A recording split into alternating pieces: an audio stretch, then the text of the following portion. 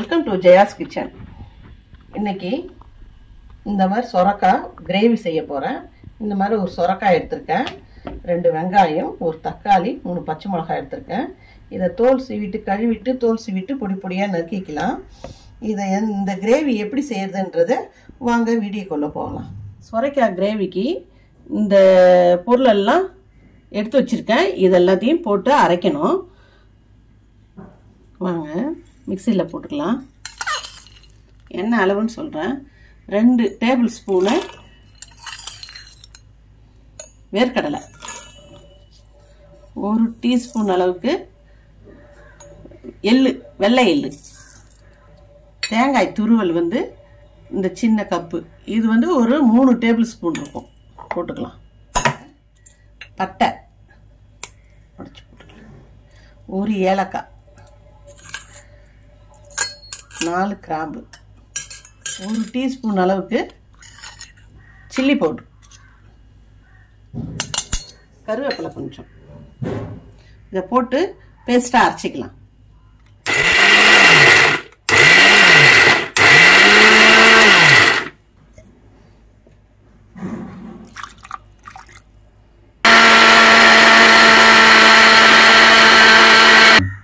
இப்போ பேஸ்ட்டாக அரைச்சிட்டோம். இப்போ இந்த காயெல்லாம் வெட்டி வச்சிருக்கேன்.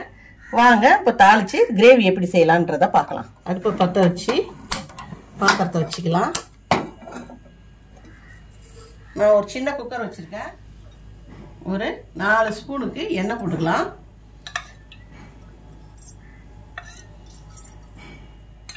எண்ணெய் காஞ்சிடுது.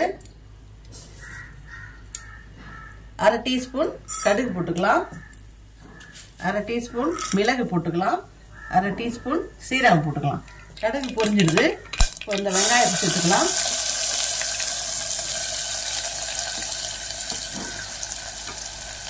பச்சை மிளகாயும் சேர்த்துக்கலாம். கருவேப்பிலை சேர்த்துக்கலாம். இது நல்லா ஃப்ரை ஆகணும்.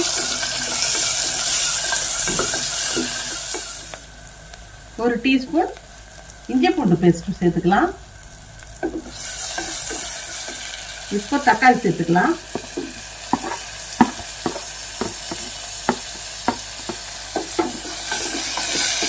இப்போ சொரக்காய் ஒரு கப்பு அளவுக்கு சேர்த்துக்கலாம்.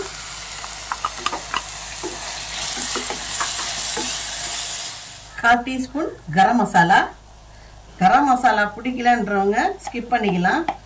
1/4 டீஸ்பூன் மஞ்சள் பொடி. இப்போ அரைச்சி வச்சோம் இல்லையா பேஸ்ட்டு, அதை இதில் சேர்த்துக்கலாம்.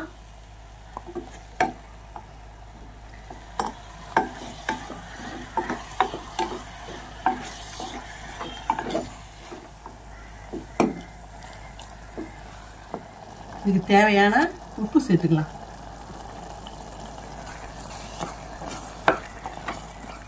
இதில் வேர்க்கடலை இல்லைன்னா பொட்டுக்கடலை கூட சேர்த்துக்கலாம். வேர்க்கடலை சேர்க்காம சில சமயம் பொட்டுக்கடலை இருந்தால் கூட பொட்டுக்கடலை சேர்த்துக்கலாம். நான் வேர்க்கடலை சேர்த்துருக்கேன். இப்போ குக்கர் மூடி போட்டு மூடி ஒரு 10லேருந்து 15 நிமிஷம் கொதிக்க விட்டுடலாம். இந்த காயெல்லாம் நல்லா வெந்து வந்துடும். ஸ்டீம் வர ஆரம்பிச்சிடுது. விசில் போட்டுக்கலாம். ஒரு 15 மினிட்ஸ் ஆயிடுது. இப்போ ப்ரெஷர் நான் ஆஃப் பண்ணிட்டேன். இப்போ ப்ரெஷர் அடங்கிடுது. நம்ம டக்குன்னு ப்ரெஷர் அடங்கணும்னா இது தூக்கி விடாமல் அப்படியே தண்ணியில் கொஞ்சம் நேரம் அப்படியே குக்கரோடு அப்படியே வச்சிங்கன்னா, தண்ணி விட்டிங்கன்னா ஆட்டோமேட்டிக்காக ப்ரெஷர் அடங்கிடும். அது ஒரு டிப்ஸ். அது குக்கர் ஈஸியாக திறக்கிறதுக்கு, அவசரத்துக்கு திறக்கிறதுக்கு. பாருங்கள், சூப்பராக கிரேவி ரெடி ஆகிடுது. காயெல்லாம் நல்லா வெந்திருக்குது பாருங்க.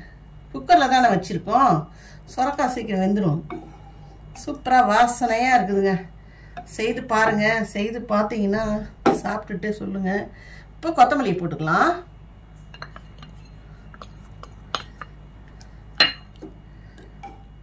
இப்போது பவுலில் எடுத்துக்கலாம்.